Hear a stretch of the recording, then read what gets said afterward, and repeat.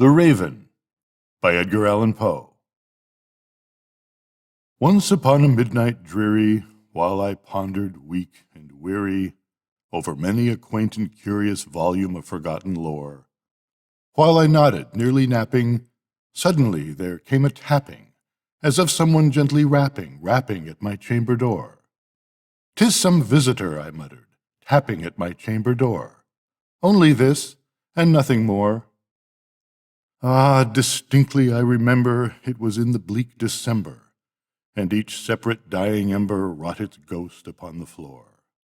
Eagerly I wished the morrow, vainly I had sought to borrow from my books surcease of sorrow, sorrow for the lost Lenore, for the rare and radiant maiden whom the angels name Lenore, nameless here forevermore. And the silken, sad, uncertain rustling of each purple curtain thrilled me, filled me with fantastic terrors never felt before, so that now, to still the beating of my heart, I stood repeating, "'Tis some visitor entreating entrance at my chamber door, some late visitor entreating entrance at my chamber door. This it is, and nothing more."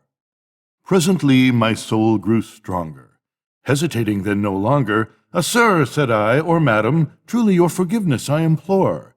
But the fact is I was napping, and so gently you came rapping, and so faintly you came tapping at my chamber door, that I scarce was sure I heard you.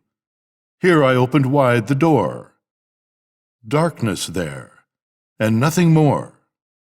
Deep into that darkness peering, long I stood there wondering, fearing, doubting, dreaming dreams no mortal ever dared to dream before.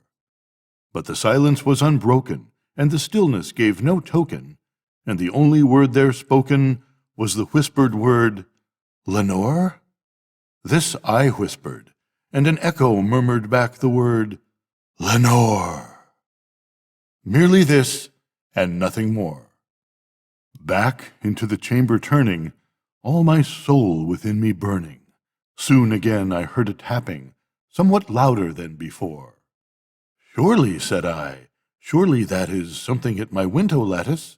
Let me see then, that thereat is, and this mystery explore.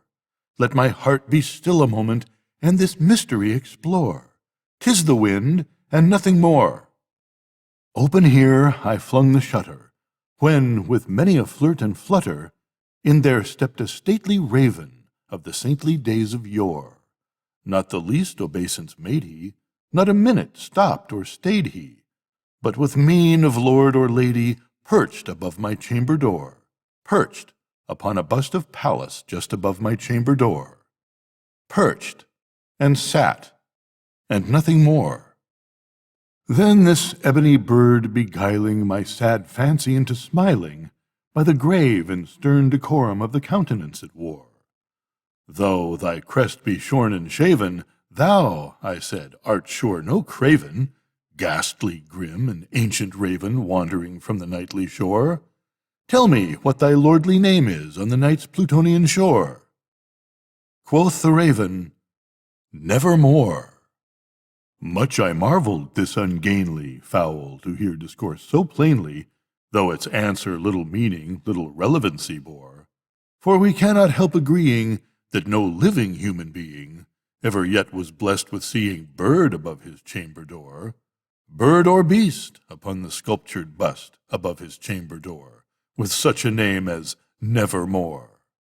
But the raven, sitting lonely on the placid bust, spoke only that one word, as if his soul in that one word he did outpour. Nothing farther than he uttered, not a feather than he fluttered, till I scarcely more than muttered, "Other friends have flown before. On the morrow he will leave me, as my hopes have flown before." Then the bird said, "Nevermore." Startled at the stillness broken by reply so aptly spoken, "Doubtless," said I, "what it utters is its only stock and store, caught from some unhappy master, whom unmerciful disaster followed fast and followed faster, till his songs one burden bore, till the dirges of his hope that melancholy burden bore, of never, nevermore." But the raven still beguiling my sad fancy into smiling, straight I wheeled a cushioned seat in front of bird and bust and door.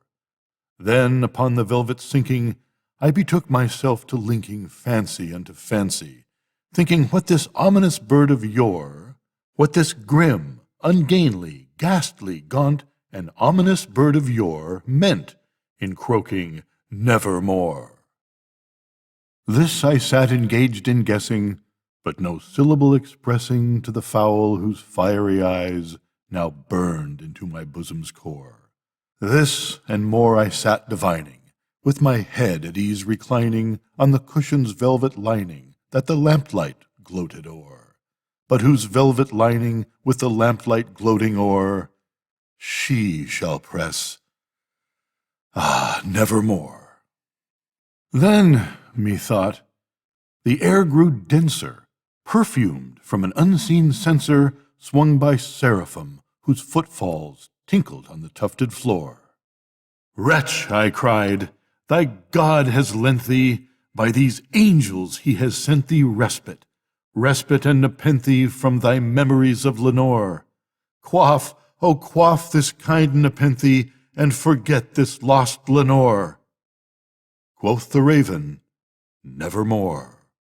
Prophet, said I, thing of evil, prophet still if bird or devil, whether tempter sent or whether tempest tossed thee here ashore, desolate yet all undaunted, on this desert land enchanted, on this home by horror haunted, tell me truly, I implore, is there balm in Gilead? Tell me, I implore. Quoth the raven, nevermore.